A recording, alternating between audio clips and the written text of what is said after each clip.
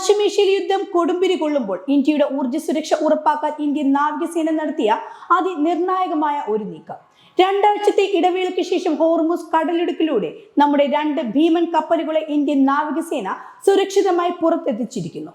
ശിവാലിക്, നന്ദാദേവി എന്നീ കപ്പലുകളുടെ ഈ യാത്ര ഇന്ത്യയെ സംബന്ധിച്ചിടത്തോളം എത്രത്തോളം പ്രധാനപ്പെട്ടതാണെന്ന് നമുക്ക് നോക്കാം. ഫെബ്രുവരി അവസാന വാരത്തിൽ അമേരിക്കയും ഇസ്രായേലും ഇറാനിൽ നടത്തിയ ആക്രമണങ്ങളെ തുടർന്ന് പശ്ചിമേഷ്യൻ മേഖലയിൽ വലിയ സംഘർഷമാണ് നിലനിൽക്കുന്നത്. ഇതിനെ തുടർന്ന് ഹോർമുസ് കടലിടുക്കിലൂടെയുള്ള കപ്പൽ ഗതാഗതം പൂർണ്ണമായും തടസ്സപ്പെട്ടിരുന്നു. ഈ സാഹചര്യത്തിലാണ് ഷിപ്പിംഗ് കോർപ്പറേഷൻ ഓഫ് ഇന്ത്യയുടെ ശിവാലിക്, നന്ദാദേവി എന്നീ LPG ടാങ്കറുകൾ അവിടെ കുടുങ്ങിയത്. ഏകദേശം 85,000 മെട്രിക് ടൺ പാചകവാതകമാണ് ഈ കപ്പലുകളിൽ ഉള്ളത്. ഇന്ത്യയിലെ വീടുകളിലേക്കും വ്യവസായങ്ങളിലേക്കും ആവശ്യമായ ഗ്യാസ് വിതരണത്തിന് ഈ കപ്പലുകൾ സമയത്തിന് നാട്ടിലെത്തേണ്ടത് അത്യാവശ്യമായിരുന്നു.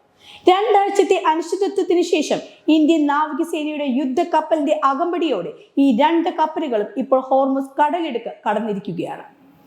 ഇന്ന് രാത്രിയോടെ ഇവ ഇന്ത്യൻ തീരത്തെത്തും. ഈ ദൗത്യം കേവലം സൈനികം മാത്രമല്ല, വലിയൊരു നയതന്ത്ര വിജയം കൂടിയാണ്.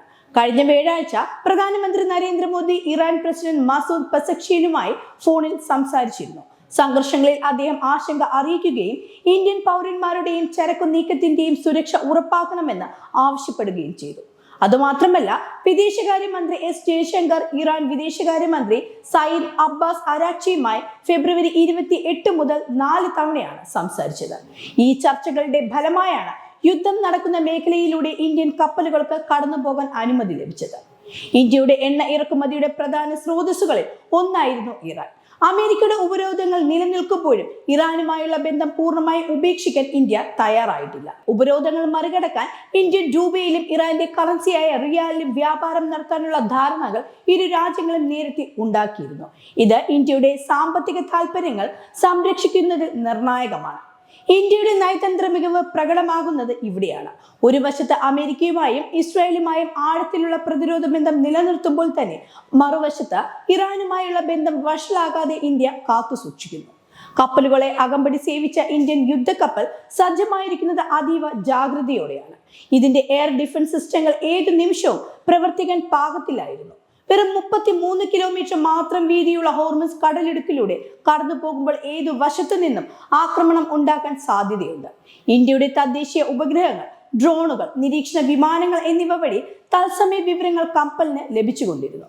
ന്യൂഡൽഹിയിലെ ആസ്ഥാനത്തും വെസ്റ്റ് കോസ്റ്റ് ഓപ്പറേഷൻ സെന്ററിലും ഇരുന്നു കൊണ്ട് ഉന്നത ഉദ്യോഗസ്ഥർ ഈ ദൗത്യം തത്സമയം നിരീക്ഷിക്കുകയായിരുന്നു.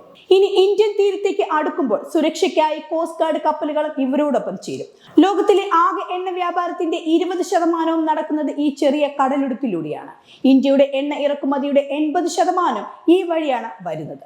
അതുകൊണ്ട് തന്നെ ഇവിടെ സമാധാനം നിലനിൽക്കേണ്ടത് നമ്മുടെ ആവശ്യമാണ്. 2019 മുതൽ ഇന്ത്യൻ നാവികസേന ഓപ്പറേഷൻ സങ്കൽപ് എന്ന പേരിൽ ഇവിടെ കപ്പലുകൾക്ക് സുരക്ഷ നൽകുന്നുണ്ട്. നിലവിൽ 2 ഡസനിലധികം ഇന്ത്യൻ കപ്പലുകൾ ഇനിയും അവിടെ കുടുങ്ങിക്കിടപ്പുണ്ട്. കൂടാതെ 23,000-ഓളം ഇന്ത്യൻ ജീവനക്കാർ ഈ മേഖലയിൽ വിവിധ കപ്പലുകളിൽ ജോലി ചെയ്യുന്നുമുണ്ട്. അവരുടെ സുരക്ഷയും ഇന്ത്യയെ സംബന്ധിച്ച് വലിയ വെല്ലുവിളിയാണ്. സ്വന്തം രാജ്യത്തിന്റെ ഊർജ്ജ സുരക്ഷയ്ക്കും പൗരന്മാരുടെ ജീവനും ഇന്ത്യ നൽകുന്ന വിലയാണ് ഈ ദൗത്യത്തിലൂടെ വ്യക്തമാകുന്നത്. വെല്ലുവിളികൾ ഏറെയാണെങ്കിലും ഇന്ത്യൻ നാവികസേനയുടെ കരുത്തും ഗവൺമെന്റിന്റെ നയതന്ത്ര നീക്കങ്ങളും നമുക്ക് ആശ്വാസം നൽകുന്നു. ഈ കപ്പലുകൾ സുരക്ഷിതമായി എത്തുന്നതോടെ ഗ്യാസ് വിതരണത്തിലെ ആശങ്കകൾക്ക് പരിഹാരമാകും.